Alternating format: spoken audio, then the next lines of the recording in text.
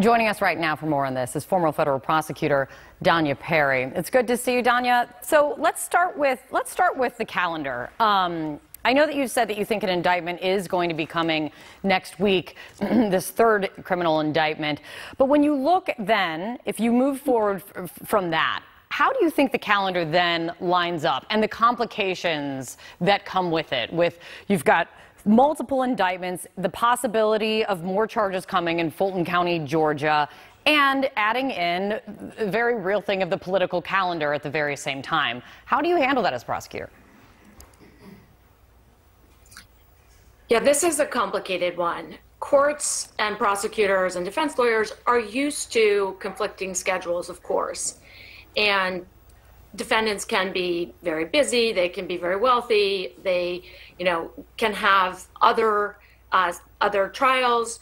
But this one, obviously, there's an intersection between our criminal justice systems and our political system that is, of course, unique.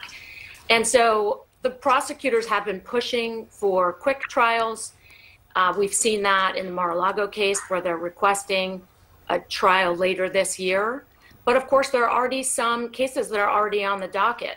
We've got a trial in New York, a civil trial brought by the Attorney General in New York that is slated for later this year. And then we've got the criminal case out of the district attorney's office in New York in early next year, in March. And then there are a couple of civil trials in between. So there is going to be some parrying and some discussions, I imagine, between the judges' chambers about exactly how to sequence these and how to prioritize these. It's certainly a unique, as we say in the law, sui generis situation. Yes. Some of the reporting that CNN is reporting is there are at least two more people that the special counsel wants to speak to and wants to interview. Those interviews scheduled into August. What does that indicate to you in terms of where they are? I don't read too much into that. It does appear, given the witnesses who have already come in, and given, most importantly, the target letter that was just issued earlier this week, that charges are coming shortly. There's almost zero chance, I think, at this point, that an indictment will not follow, and follow quickly. So the grand jury, however, can continue with its work. It has additional evidence it can receive. It will take the testimony of additional witnesses, and that could be because they could be exploring additional charges and perhaps a later superseding indictment, or they could be looking at charges against additional defendants.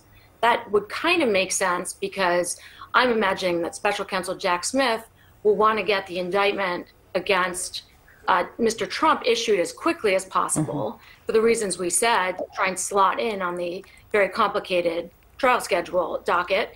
And he might later bring cases against additional other defendants because he has plenty of time under the statute of limitations. Danya, the target letter, well, Trump received it Sunday. The target letter was revealed publicly Tuesday by Donald Trump. How would you describe everything that has happened and how much has changed for Donald Trump's legal troubles in this 1 week as we look back on Friday? I guess I would say tripled. He already has 2 pending criminal cases against him. This one, many people would argue is the most significant, the one that speaks to the most profound injury to this country and to its citizens. And so it certainly has changed the landscape for him tremendously. And of course, we also keep hearing reports of another indictment that perhaps will be coming shortly from the Fulton County District Attorney's Office along the same lines, also exploring various schemes with respect to January 6th and the events leading up to it. So he's got a lot on his plate, several civil cases. I actually have a case against him. I'm representing Michael Cohen in the $500 million fraud case that Mr. Trump brought against Mr. Cohen. And just yesterday, we had his deposition scheduled within the next 45 days. I think mindful of all these calendaring issues, we're trying to get in sooner rather than later.